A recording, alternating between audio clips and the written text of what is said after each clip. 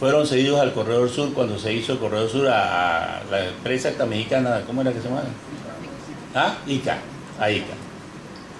Pero ahí había una prescripción adquisitiva de un particular.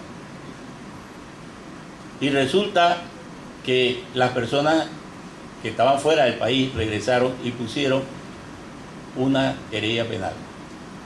Y en la querella penal, los testigos que habían ido a la prescripción adquisitiva dijeron: ven acá, hey, es verdad, eso era mentira, nosotros declaramos mal. ¿No? Pero ya había sido vendido a otro. Entonces, al final la empresa lo que hizo fue pagarle una indemnización, o sea, hubo unas triangulaciones e indemnizaciones ahí, ¿no? Además, que ya el tiempo para la revisión civil había prescrito, ya no había derecho a revisión civil. Pero eso es un caso concreto, ¿no? O sea, tú no puedes saberlo. Dígame, profe. Si me ha atracado un civilista de 40 años de experiencia.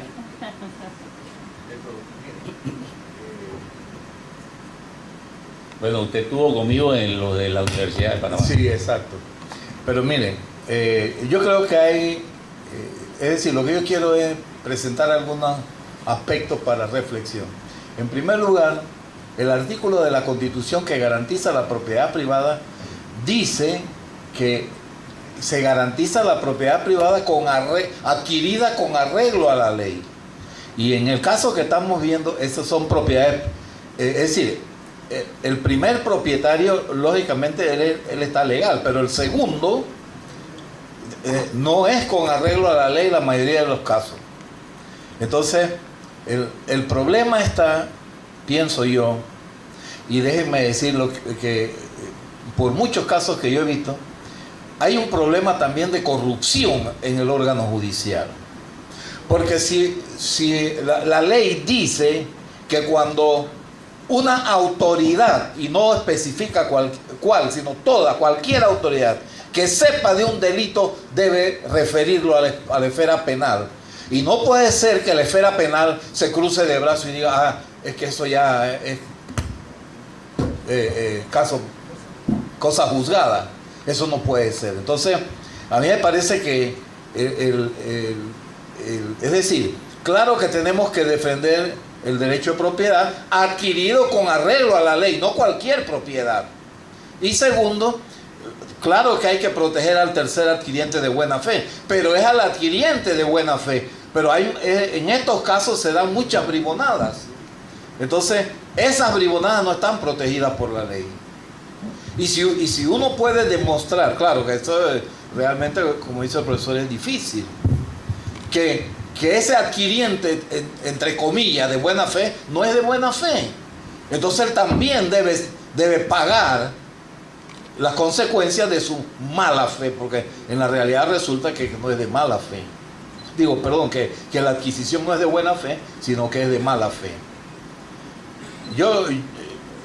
Miren, ese es un tema muy, muy interesante, y hay muchos casos. Yo una vez hasta demandé a una juez y hasta el día de hoy no he podido hacer que la sala penal, la sala tercera acepte el proceso. Entonces, aquí estamos peleando contra la corrupción, vamos a decirlo así. Eso era lo que yo quería comentar.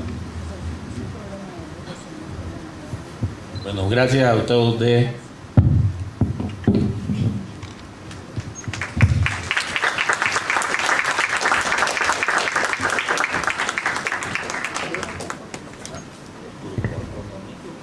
Lamentablemente tenemos aquí un magistrado de la Corte Suprema de Justicia que no nos puede decir nada por razones propias de su cargo.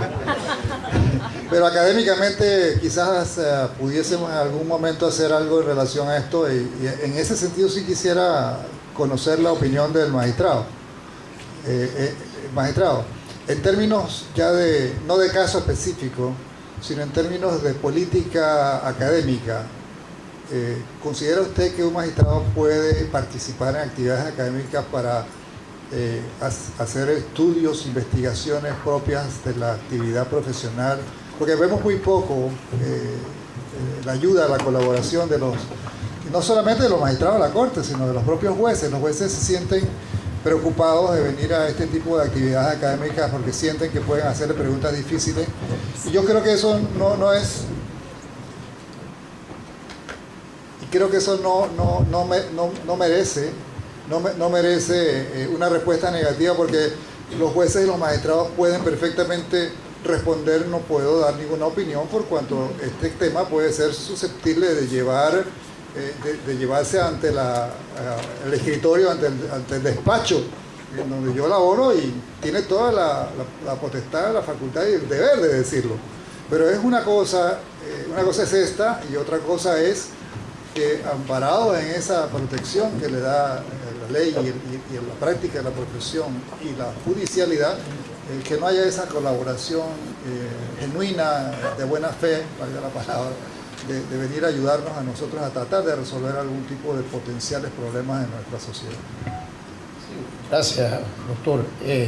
Pues siempre hay el temor por la opinión que puede afectar en una decisión que diga que se siente impedido, pero siempre hay aspectos muy genéricos y uno lo aclara. Ejemplo, si yo voy a hacer una posición como estos temas, que excelente le dije al doctor Fernández que esto es un tema de todos los días en la sala civil, pero porque eso no se veía, como hay un boom inmobiliario de adquisiciones de propiedades cercanas a las costas y las playas, uno se limita y dice, bueno, esto es un aspecto meramente académico, pero también uno se cuida que tiene la prudencia, siempre la prudencia dentro de un aspecto muy genérico, porque no vaya a ser que el día de mañana el que está aquí vaya un abogado cualquiera externo y va a litigar que el magistrado de León en el seminario de Derecho Civil dijo esto. Entonces siempre hay la prudencia en términos genéricos, pero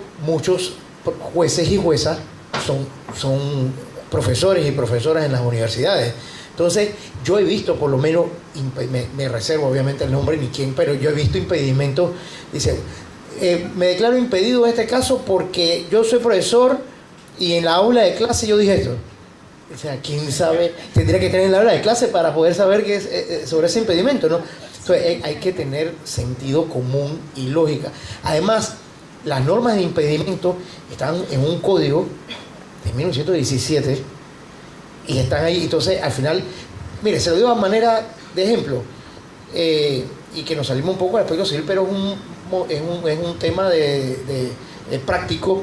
Ejemplo, hay una norma de impedimento que te dice el ser acreedor o deudor de una de las partes. Y en un tiempo atrás, antes, yo soy magistrado de la Corte desde 1912, pero la mayor parte de mi tiempo yo se lo he dado al órgano judicial como asistente magistrado de la Corte, como secretario, como juez. También he sido abogado externo en bufete de abogados y fui docente. Ahora, bueno, volví a la docencia el año pasado, antepasado, por 18 años, 20 años ya. Entonces decía acreedor o deudor de una de las partes, y muy fácil decía, tengo una tarjeta de Visa con el banco fulano, el banco tal, y me declaro impedido. Y eso era una lluvia de impedimentos, hasta que eso se rompió el paradigma hace 2 años atrás, diciendo, bueno, el hecho de que usted sea acreedor de deudor es una parte, pero si todos somos deudores, acreedores, tenemos tarjeta de crédito, le debemos a la empresa de fluido eléctrico, a la empresa de suministro de agua, de luz, de teléfono. Entonces, claro, antes el servicio público la mayoría estaba bajo el Estado, luz, agua, teléfono. Ahora todo lo que es el teléfono y bueno, todavía no es el agua, pero y la luz se lo debemos a alguna empresa privada. Entonces decíamos, no, es cuando exista un cobro, una gestión de cobro de la empresa, entonces ya usted dirá, hey, y eso se ha ido subsanando, pero a nivel de la Corte, para que hacia abajo se vaya replicando.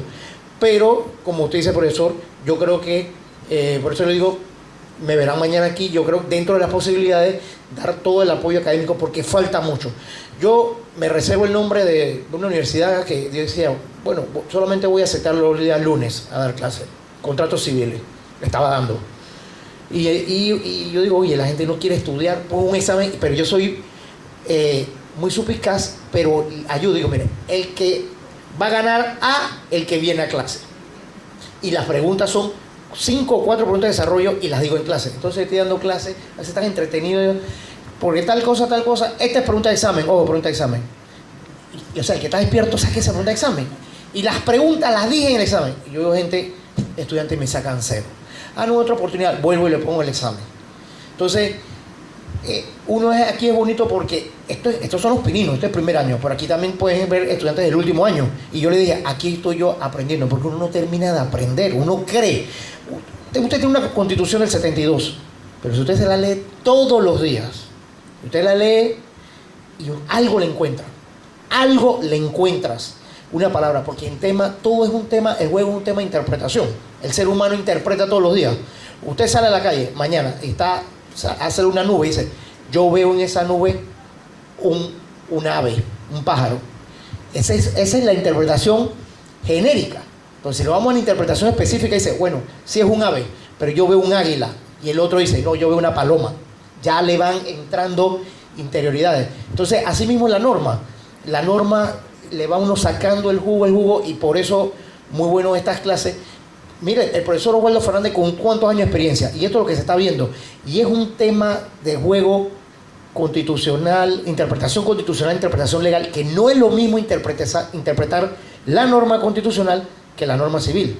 El artículo 12 del Código Civil, que te habla cuando hay conflictos de interpretación, dice, cuando hay un conflicto entre la norma constitucional y la civil, primero primará aquella, es decir, la constitucional. Y ya es lo que decía, o sea, ya el mismo Código Civil tiene una norma de conflicto de interpretación constitucional, pero en un Código Civil. Es que remitirse al Código Civil, tienes el 12, el 13, que son normas de interpretación, las normas de los contratos, los conflictos de los contratos. Entonces, yo agradezco y estoy a disposición para actividades académicas a futuro, porque le digo, ustedes el primer año de nocturno ha roto el esquema porque vienen muchas, se lo digo, muchas universidades van a copiar. Yo le dije al profesor Carrillo, ya el Colegio de Abogados tiene una comisión para conmemoración de la celebración de los 100 años que está para septiembre. Entonces, estamos en junio, ya ustedes ya empezaron. Y así con otras universidades. Así que yo los felicito, profesores. Pero en realidad yo creo que debe haber más apoyo de parte de los jueces y juezas, porque son los que tienen la experiencia de los que están viendo el diario vivir, pero en tema genérico. Gracias.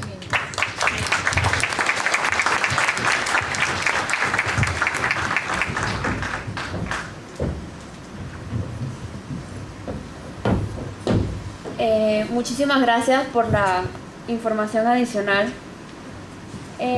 Como siguiente punto tenemos al licenciado Alexander Valencia, quien nos va a hablar sobre las últimas reformas del Código Civil panameño en 1992. El doctor Alexander Valencia es licenciado en Derecho y Ciencias Políticas, egresado de la Universidad de Panamá. Posee un doctorado en Derecho de la Universidad San José de Costa Rica. Tiene un posgrado y una maestría en Docencia Superior y un diplomado de Registro Público. Es autor de varias obras jurídicas, entre ellas tenemos Lecciones del Derecho Civil, las principales contratos civiles, el Manual de Obligaciones, volumen 1 y 2, y actualmente es profesor titular de la Facultad de Derecho. Aplauso para el profesor Alexander Valencia.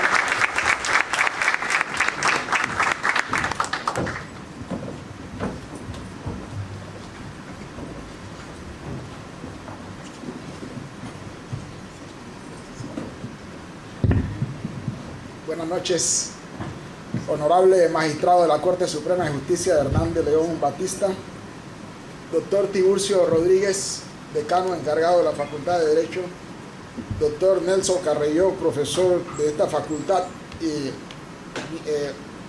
presidente del comité organizador de esta jornada académica. Yo estoy consciente de la hora, y hablando en términos futbolísticos, creo que estamos llegando a la finalización del segundo tiempo.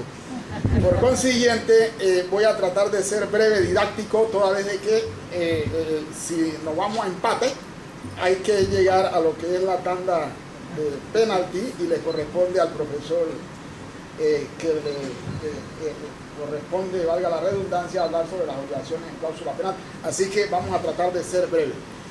Pero antes de empezar a hacer la exposición con respecto al tema que nos ha encomendado el comité organizador, nosotros queremos darle gracias a Dios por encontrarnos aquí todos hoy reunidos Y de igual manera quiero agradecer al profesor Nelson Carrello, quien tuvo la gentileza, la amabilidad de invitarme a participar como expositor en esta jornada académica docente, que creo que es fundamental, de suma importancia para los estudiantes de Derecho. No menos importante, tengo que agradecerle al comité organizador, quien, viendo la logística que han desarrollado para el éxito de esta actividad, creo pues que vale la pena hacer este tipo de evento. Por otro lado, también quiero agradecer al selecto público que nos acompaña en la noche de hoy, porque indudablemente que hay que agradecerlo doble, toda vez que en vez de estar aquí, es probable que todos estuviéramos viendo el juego, que no sé si empezó o terminó, de Colombia y Chile, y eso lógicamente que es digno de resaltar el interés por profundizar en estos temas, porque los temas que aquí se desarrollan en este tipo de actividad, porque el pensum académico no hay tiempo suficiente para ir viendo temas específicos.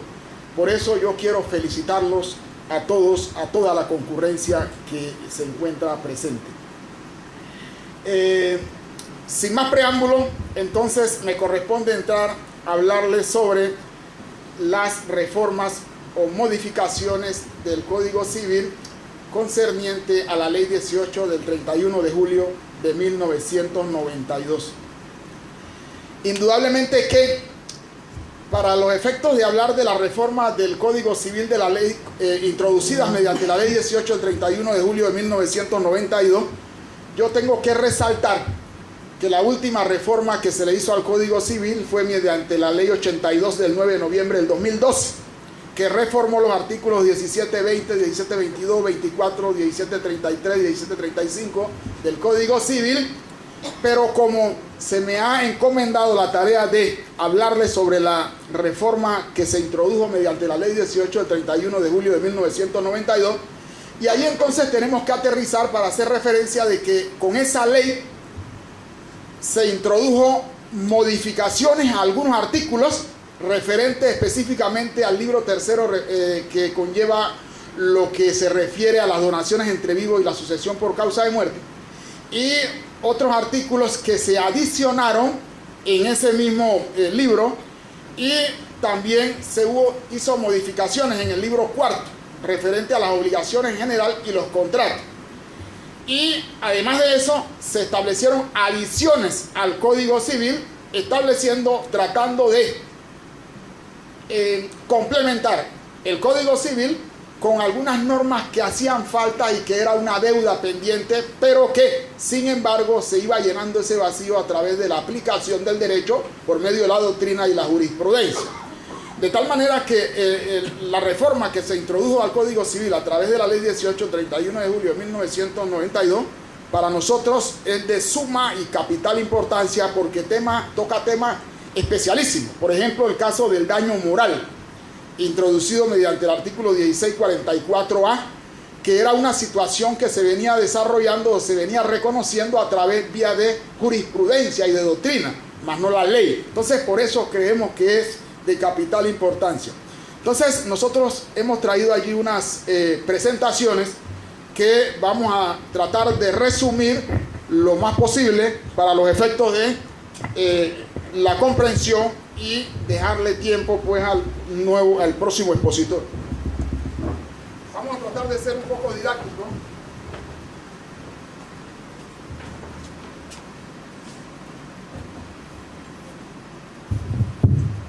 Y nos vamos rápidamente a ver la reforma. Y como decía anteriormente, lo referente a las reformas que se introdujeron al Código Civil mediante la Ley 18 del 31 de julio de 1992, trataba de adecuar el Código Civil a lo que son las exigencias actualmente en pleno siglo XXI. Inicialmente se estableció una modificación referente al artículo 662 del Código Civil, que hacía referencia a los hijos en caso de sucesión testada e intestada. Y allí la modificación, el tema es bastante complejo. ¿Por qué? Porque tenemos que ir haciendo mención a la norma que existía antes de la ley 18 del 31 de julio del 92 y la reforma o la modificación. En primer lugar, en el artículo 662 se hacía una distinción entre hijos legítimos e hijos ilegítimos. Y con la entrada en vigencia de la ley 18 del 31 del 92, se termina esa distinción y se establece, como ustedes pueden apreciar, dice el artículo 662 del Código Civil modificado, que los hijos y sus descendientes, incluyendo en ellos los adoptados, y sus descendientes suceden a los padres y demás ascendientes sin distinción. Entonces, la parte más importante con esa reforma que se introdujo a partir de la entrada en vigencia de la ley 1831 de julio de 1992 es que ya los hijos, no hay distinción entre los hijos legítimos e ilegítimos. Desaparece ese concepto. Y por otro lado, también se introduce el concepto de los hijos adoptados. Todos son iguales ante la ley para los efectos de la herencia, que es lo que corresponde en un momento determinado. También se introdujo modificación al artículo 690 del Código Civil, y en esa referencia que se hace allí para los efectos de lo que es la repartición, materia del derecho de sucesión en el último año de la carrera de Derecho, se hace referencia a lo que es la partición de los bienes en función a el cónyuge y los hijos más los hermanos del difunto. Y como ustedes pueden apreciar, en el segundo párrafo está la distinción. Dice: si no existiere más que hermano de doble vínculo o medios hermanos, sobrinos, la herencia se dividirá en dos partes iguales, una para el cónyuge y otra para los hermanos del causante. Allí la norma anterior no establecía parámetros para los efectos de igualdad. Por eso el artículo 690 del Código Civil hace referencia a que se reparte en partes iguales. Una parte para el cónyuge y otra para los hermanos del causante. Es decir, 50 y 50%. 50% para el cónyuge supérstite y el otro 50% se reparte entonces en los hermanos del causante. Señorita, por favor. Otra de las modificaciones que se hizo en el Código Civil, en el artículo 1103 y 1103, referente a la prueba de las obligaciones. Decía el profesor, el doctor Hernández León, que el derecho de obligaciones es la fuente principal del derecho civil. Y en efecto, porque las obligaciones constituyen la piedra angular, diríamos la columna vertebral de lo que es la carrera de derecho. Quien sabe derecho de obligaciones maneja todo, doctor Tiburcio. En materia de derecho de obligaciones, indudablemente que es una de las materias más interesantes. El artículo 1103 del Código Civil disponía hasta 1992 que deberán constar por escrito los contratos y obligaciones que valgan más de 500 balboas, y no se admitirá prueba de testigo respecto de una obligación que haya debido consignarse por escrito. No obstante, el artículo 1103, modificado mediante la ley 18 del 31 de julio del 92, determina que deberá haber prueba por escrito para acreditar contratos y obligaciones que valgan más de 5.000 balboas. Es decir, aumenta la cuantía para establecer la prueba de que toda obligación que llegue a 5.000 balboas debe constar por escrito, salvo, y hace una salvedad, que conste por documentos almacenados tecnológicamente conforme a la ley, y si no hubiere pruebas por escrito o prueba de documentos almacenados tecnológicamente conforme a la ley, no se admitirá prueba de testigo. Eso reafirma entonces que en el caso de obligaciones que superen los 5.000 balboas, debe siempre constar por escrito y que no vale testigo para la prueba. Por eso se habla de la modificación recae sobre el tema de la prueba de las obligaciones. ¿Por qué? ¿Y por qué se hace énfasis en la prueba de las obligaciones? Porque cuando se realiza un acto jurídico denominado contrato, El contrato es una de las fuentes de obligaciones. Después de la ley, la principal fuente de obligaciones. Los contratantes generan obligaciones recíprocamente, y por eso se habla de que la mayoría de los contratos son bilateral, porque hay una bilateralidad de obligaciones. Y las obligaciones se adquieren ¿para qué? Su efecto de las obligaciones es que las obligaciones se adquieren para cumplirlas. Ese es el efecto principal de las obligaciones.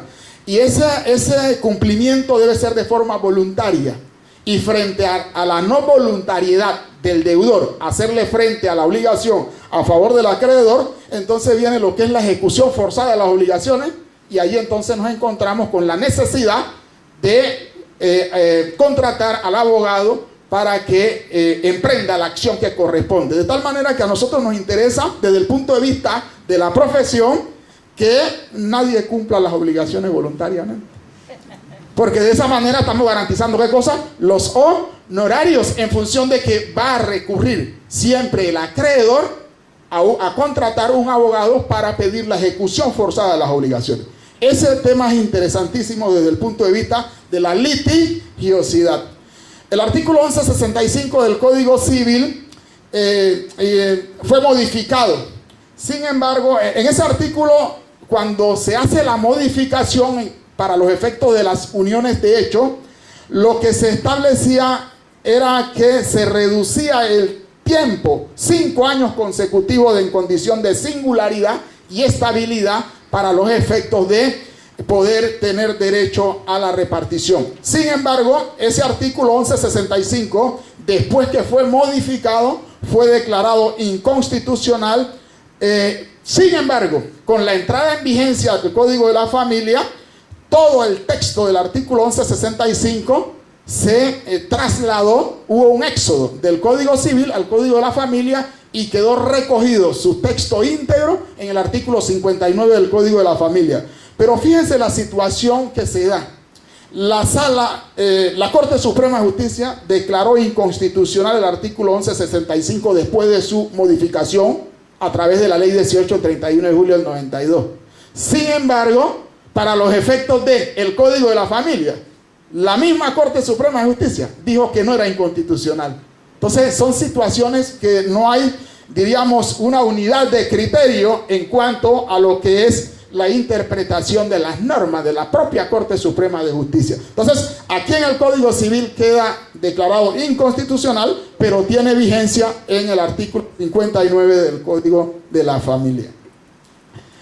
El artículo 1645. El artículo 1645 fue modificado, y el artículo 1645 es recoge todo lo referente a lo que son la responsabilidad, porque hay dos tipos de responsabilidades extracontractual: por hecho propio y hecho ajeno. Es decir, la responsabilidad es simple y responsabilidad compleja.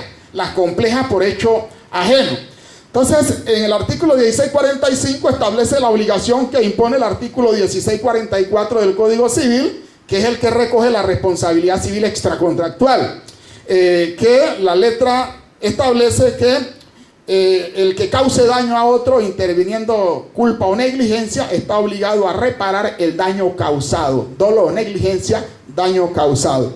Entonces, el artículo 16, ese es lo que establece el artículo 1644, es la responsabilidad por hecho propio, es la responsabilidad simple que la doctrina ha reconocido como la responsabilidad simple, y en ella no hay problema.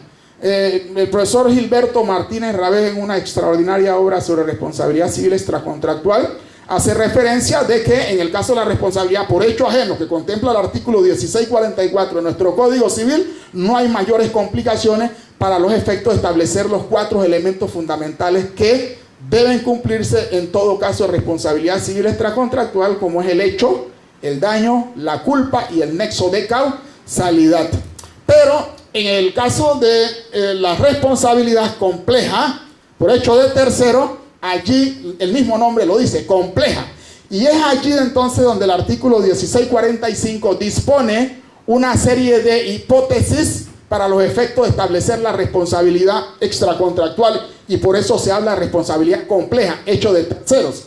El padre, o por muerte o incapacidad de la madre, son responsables de los perjuicios causados por los hijos. los tutores lo son de los perjuicios causados por los menores, lo son igualmente los dueños directivos de establecimientos o empresas.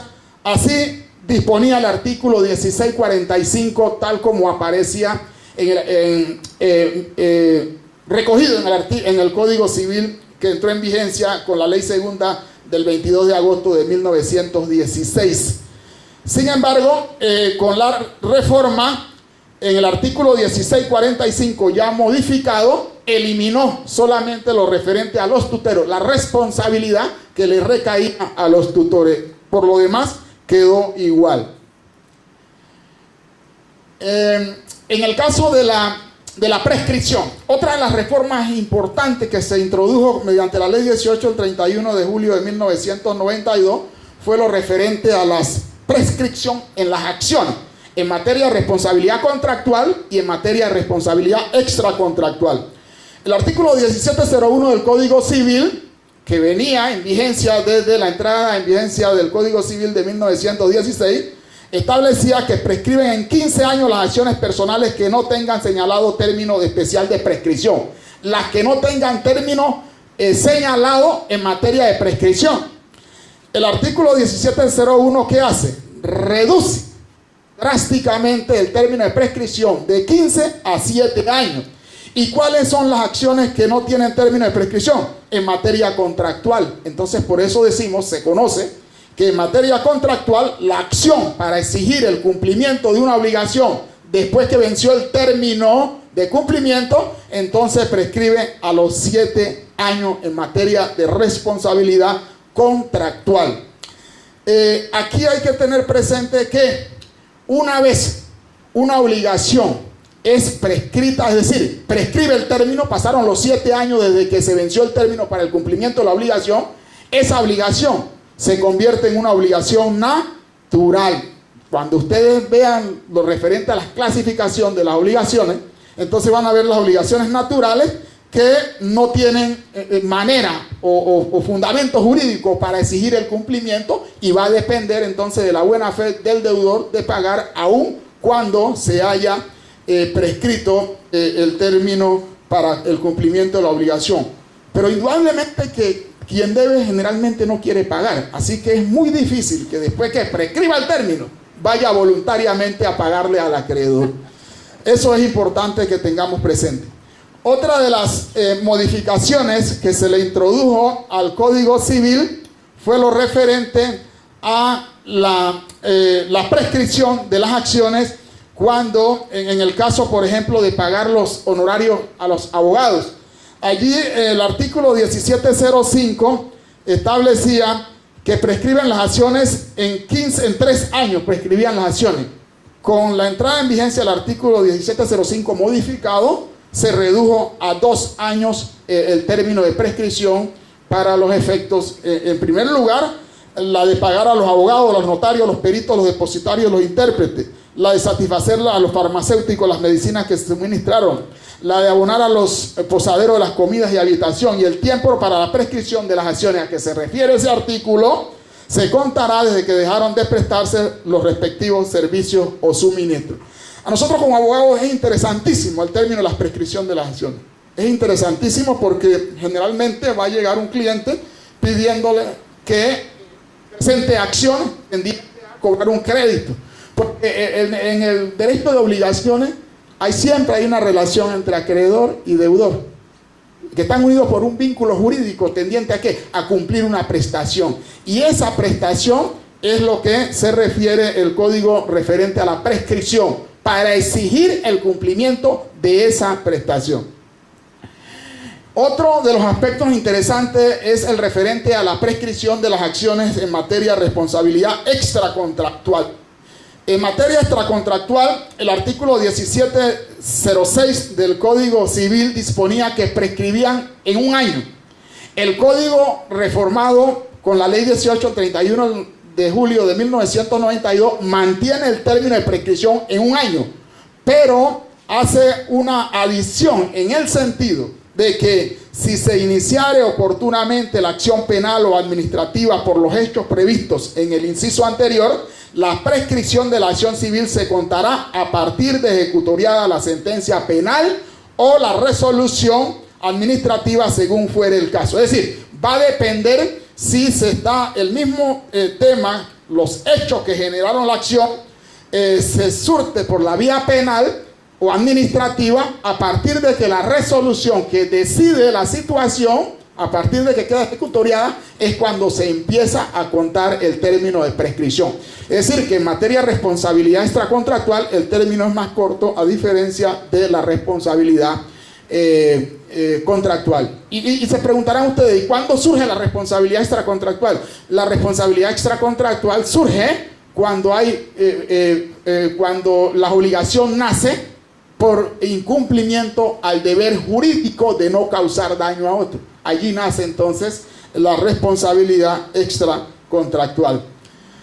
Eso en cuanto a las modificaciones. Voy un poco rápido porque realmente para hablar de las modificaciones del Código Civil introducida mediante la Ley 18 del 31 de julio de 1992, artículo por artículo, para hacer una explicación precisa y concisa, nos tomaría hacer un seminario de una semana completa y no terminamos. Igual con lo del Código Civil, la historia del Código Civil, que le podemos dedicar un mes y no terminamos con la historia del derecho civil para conocerla realmente, porque deviene desde muchos tiempos atrás. Entonces se adicionó, hubo una serie de artículos que fueron adicionados con la entrada en vigencia de la Ley 18 del 31 de julio de 1992. Y esas adiciones que buscaban adecuar el Código Civil a las actuales circunstancias, porque nuestro Código Civil ya dentro de 2 meses está cumpliendo 100 años.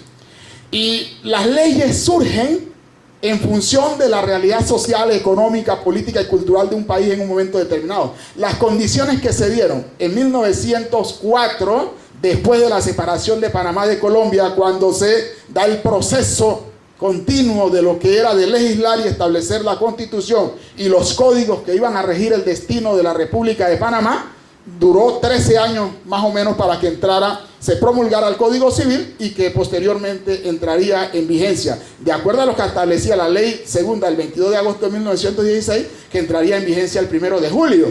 Pero en el mes de julio, a principios del mes de julio, se dictó un decreto prorrogando la entrada en vigencia para el 1 de octubre de 1917. Entonces nosotros tenemos que tener claro 2 aspectos fundamentales en materia de la entrada en vigencia del Código Civil nuestro. Uno, la fecha de promulgación y la fecha de entrada en vigencia, es decir, hubo lo que se llama la vacatio legis para los efectos de que hubiera conocimiento.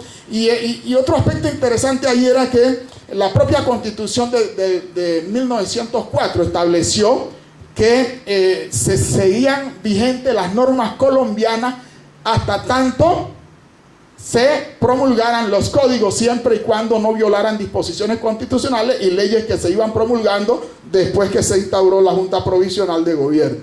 Entonces se adicionó aquí el artículo 1100. Incumbe probar las obligaciones o su extinción al que alega aquellas o estas. Son ineficaces los pactos por los cuales se invierte o se modifica la carga de la prueba. Es decir, probar la obligación o la extinción le corresponde al que alega. Es decir, si usted alega que le deben $10,000, a esa parte que alega eso es al quien le corresponde probar y no se puede alterar el orden de la prueba conforme el artículo 1100 del Código Civil, adicionado mediante la Ley 18 del 31 de julio del 92.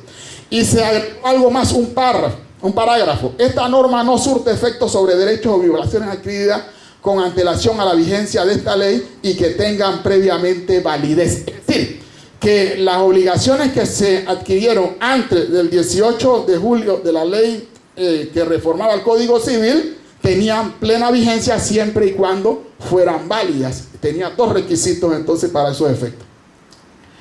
Se introdujo un capítulo referente a la terminación, otra forma muy especial de terminar los contratos por excesiva onerosidad. El artículo 1161 A, B y C fueron un capítulo que se adicionó como una forma especial de extinción de los contratos. Dice el artículo 1161 rápidamente, nada más para que tengan una idea. En los contratos bilaterales de ejecución continuada o periódica o de ejecución diferida, si la prestación de una de las partes llegara a ser excesivamente onerosa, por acontecimientos extraordinarios e imprevisibles, la parte que deba tal prestación podrá pedir la terminación del contrato. Es decir, una onerosidad que sobrevenga a posteriori. Eso da lugar a que se pueda pedir la terminación del contrato. Otro de los aspectos que se introdujo con la reforma de la Ley 18 del 31 de julio del 92 fue lo referente a la fuente de las obligaciones que contempla el Código Civil en el artículo 974.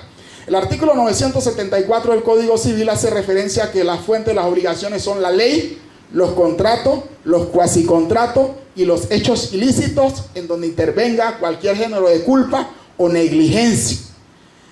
¿Qué hizo el legislador en 1916? Solo estableció como fuente de obligaciones cuasicontractuales el pago o cobro de lo indebido y la gestión de negocios ajenos. Se quedó por fuera el enriquecimiento sin causa, que algunas legislaciones lo contemplan. Pero la figura del cuasicontrato realmente es una figura amorfa, no tiene ni pie ni cabeza, porque realmente los códigos modernos no contemplan el cuasicontrato propiamente tal como una fuente de obligación. ¿Ven? Entonces, el enriquecimiento sin causa, se introdujo esa figura del enriquecimiento sin causa en el artículo 1643 ABC del Código Civil, que es una institución. El enriquecimiento sin causa es una institución inoperante en la práctica. ¿Por qué? Porque es una institución subsidiaria. ¿Y por qué es subsidiaria? Porque el artículo 1643B del Código Civil señala: la acción de enriquecimiento sin causa no puede ejercitarse cuando el perjudicado tiene otra acción para hacerse indemnizar por el perjuicio sufrido. Eso quiere decir que es subsidiaria desde el punto de vista, es decir, para poder interponer una acción in rem verso, que es la acción de enriquecimiento sin causa, yo tuve que haber agotado a través de otra acción, pero cuando eso suceda, ya prescribió todo. Entonces, ¿cuál es la imperancia del enriquecimiento sin causa? Ahí también se introdujo una forma cuasi contractual de generar obligaciones, pero que realmente no tiene eficacia jurídica. Y otra de las particularidades que tiene este artículo que se introdujo, el 1643A del Código Civil, es que habla de indemnizar a este de su correlativa disminución patrimonial. La moderna doctrina y jurisprudencia en materia de enriquecimiento sin causa a través de la acción in rem verso, lo que trata es de restablecer el patrimonio. No se habla de indemnización, porque indemnización significa reparar, restablecer, reparar económicamente, resarcir el daño causado. Y aquí no se trata de eso. ¿Y qué significa enriquecimiento sin causa? Cuando hay un justo título que sostenga esa obligación que se está reclamando. Restitución y no indemnización a través de la acción in rem verso. Otra de las novedades para nosotros, la más importante en materia del derecho civil, fue lo introducido a través del artículo 1644A del Código Civil. ¿Y por qué digo la más importante? Porque se trata del daño moral. El daño moral. El daño moral es un aspecto de capital importancia, porque de todo daño material deviene un daño moral que hay que resarcirlo. Hasta 1992, lo referente a la indemnización del daño moral se venía reconociendo a través de la jurisprudencia. Y había límites en cuanto al monto de indemnizar en todo caso. Hasta 3.000 balboas se establecía el monto a indemnizar en el caso de la indemnización del daño moral. Con la entrada en vigencia del artículo 1644A, que fue una adición mediante aquella ley que estamos repitiendo, hay varias particularidades. El legislador entra a definir lo que es el daño moral, que a nuestro juicio es un error, porque le crea una camisa de fuerza al operador del derecho, al intérprete de la norma, porque se debe ceñir entonces a lo que establece el legislador cuando definió lo que es daño moral, cuando nosotros consideramos que no debe ser tarea del legislador. Ahora, se habla allí y ahí también hay una particularidad, porque dice: por daño moral se entiende la afectación que una persona sufre en sus sentimientos. Fíjense que dice la afectación a una persona. Entonces ahí viene la disyuntiva: la afectación solamente a personas naturales, o también las personas jurídicas son susceptibles de daño moral. Bueno, la moderna corriente doctrinal y jurisprudencial considera que también las personas jurídicas, que son personas ficticias, que son personas legales, sufren daño moral. ¿Por qué? Porque ellas tienen un nombre, tienen un prestigio, y cualquier afectación a su nombre, a su prestigio, requiere ser indemnizado, y ya sobre eso hay fallo de la Corte Suprema de Justicia, la Sala Civil y la Sala Tercera de la Corte Suprema de Justicia, que reconoce la indemnización. Pero la norma habla de personas, pero ahí hay otra particularidad. Donde el legislador no distingue, el juez no puede entrar a distinguir. Y como nosotros conocemos que hay dos tipos de personas, que son las personas naturales y personas jurídicas, se sobreentiende entonces que debe reconocérsele. Ahí está la primera particularidad del artículo 1644A de indicio de hacer el reconocimiento que las personas jurídicas son susceptibles de indemnización de daño moral. Ahora, otro aspecto interesante aquí en el artículo 1644A es en cuanto al monto. El código tampoco dice cuánto debe ser el monto, sino que esa es una tarea exclusiva ¿de quién? Del juez, en base a lo que establece el propio legislador cuando determinó. El monto de la indemnización lo determinará el juez tomando en cuenta los derechos lesionados, el grado de responsabilidad, la situación económica del responsable y la víctima, y así como las demás circunstancias del caso. Ahora, ¿cómo probar el daño moral? Ya la moderna doctrina también y jurisprudencia habla de que el daño moral, la prueba del daño moral, se discute si se necesita la prueba del daño moral. Desde el momento en que se habla de daño material, se habla también de daño moral. Entonces viene la labor del juez, cómo establecer ese monto. Entonces se superó ya hoy día a través de fallos de la Corte Suprema de Justicia, la Sala Civil y la Sala Tercera Contencioso Administrativo, se ha superado con creces ese monto que se había establecido tasado de $3,000, y hoy nos encontramos con fallos de la Corte Suprema de Justicia que han establecido lo referente al daño moral hasta por $250,000. Recientemente la Sala Tercera dictó un fallo del 26 de abril del 2016 en donde se le reconoció indemnización de daño moral a un reclamante hasta por $150,000. Así que queda a discreción del juzgador, dependiendo todas las condiciones que el legislador ha diseñado allí para el operador del derecho, que es el juzgador. Otro aspecto interesante aquí en materia de adición fue lo referente a la responsabilidad del fabricante por productos defectuosos. El artículo 1652A fue introducido mediante la ley 18.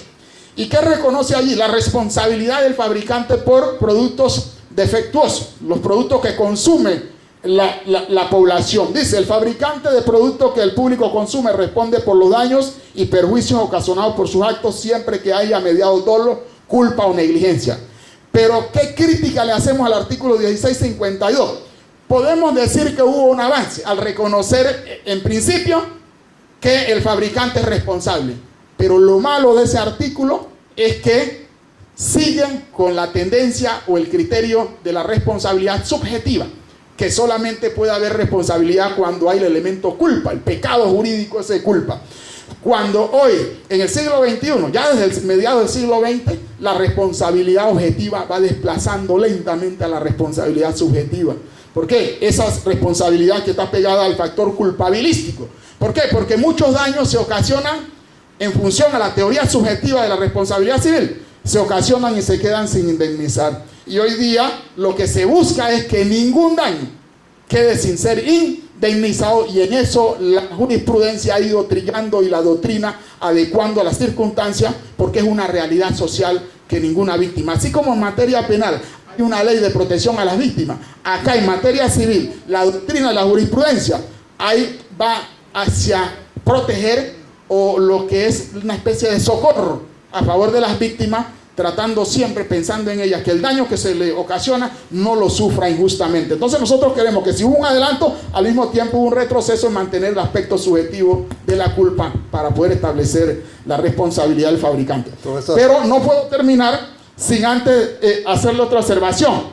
Se habla del fabricante, pero el fabricante, el producto que consumimos, no se lo compramos al fabricante, se lo compramos ¿a quién? Al vendedor minorista. Entonces hay un problema. El fabricante, el distribuidor y el vendedor. Entonces, por consiguiente, se configura en principio la responsabilidad contractual y también una responsabilidad extracontractual de carácter objetivo, pero son temas que requieren mucho tiempo para explicarlo.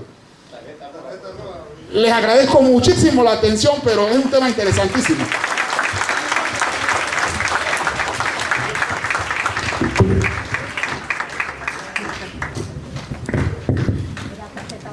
Le damos las gracias al licenciado, al doctor Alexander Valencia por magnífica exposición.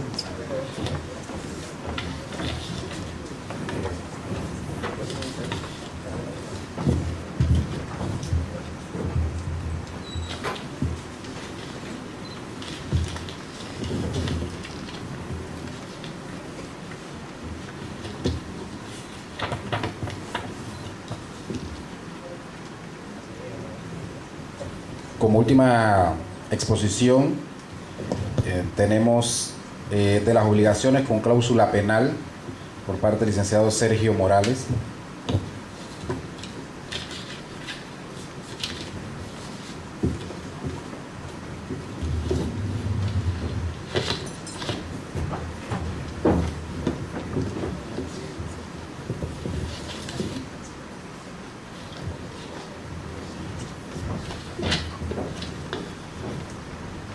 Sin más preámbulos, el licenciado Sergio Morales.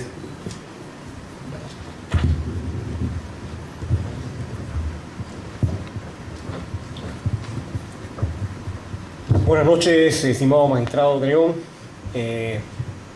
doctor Nelson Carrillo, profesor Valencia, público presente. Me toca a mí exponerles un tema bastante interesante que consiste en lo que constituyen las obligaciones que tengan una cláusula penal. Ese tema es de trascendencia en materia de contratos, como lo vamos a ver, sobre todo porque muchas veces las partes prefieren obviar la necesidad de entrar a determinar dentro de un proceso si existe o no el daño y perjuicio, y es mejor pactarlo por anticipado en un contrato. Entonces, voy a abandonar le voy a pedir permiso para abandonar lo que es el podio para poder profundizar en lo que es la explicación al respecto.